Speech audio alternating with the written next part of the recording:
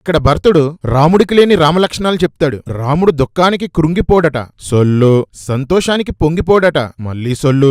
రాముడు దేనికి పరితపించడట, సొల్లు ప్రో.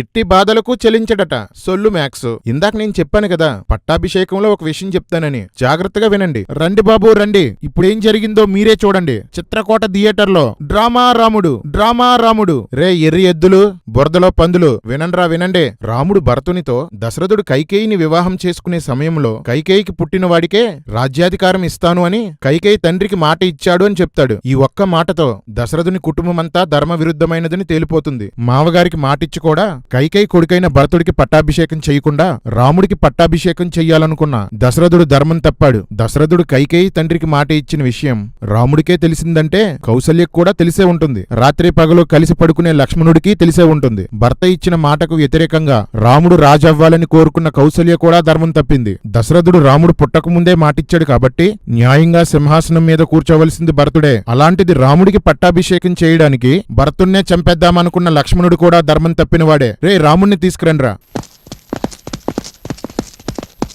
రామా, దశరథుడు మాట ఇచ్చిన విషయం తెలిసి కూడా రేపే నీకు పట్టాభిషేకమని దశరథుడు నీతో చెప్తే భరతుణ్ణి కదా రాజుని చెయ్యాలని చెప్పడం మానేసి ముత్తైదులా మంగళ స్నానం చేసి రెడీ అయిపోతావా? రాజ్యం తీసుకుందామని నక్క వినయం నటించావు. మధ్యలో కైకేయి అడ్డుపడడంతో తండ్రి మాట తొక్క అంటూ కబుర్లు చెప్పావు. నువ్వు దశరథ రాముడివి కాదు, దొంగ రాముడివి, దగారాముడివి. దశరథుడు కైకేయికి ఆమె తండ్రికి మాట ఇచ్చాడని విషయం తెలిసి కూడా తండ్రి మాటని పాటించని భరతుడు కూడా ధర్మం తప్పినవాడే. రే ఎర్రికర్రి, ఇంకెవరా నీ రామాయణంలో ధర్మం పాటించినవాడు?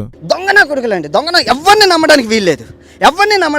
నువ్వు వెళ్లి పట్టాభిషేకం చేసుకుంటేనే దశరథుడు సత్యవంతుడు అవుతాడని భరతునితో రాముడు చెప్పాడు. వశిష్ఠుడు రాముని వంశావళి చెప్తూ అయోధ్యని నువ్వే పరిపాలించని రాముడితో చెప్తాడు. అయినా రాముడు ఒప్పుకోకపోవడంతో భరతుడు నిరాహార దీక్షకి కూర్చుంటాడు. అప్పుడు అంతరిక్షంలో అదృశ్యులుగా ఉన్న ఋషీశ్వరులు, రాజర్షులు భరతునికి ప్రత్యక్షమై రాముడు వనవాసంలో ఉంటేనే ఒక గొప్ప కార్యం జరుగుతుందని చెప్తారు. రే ఏంట్రా ఈ సొల్లు?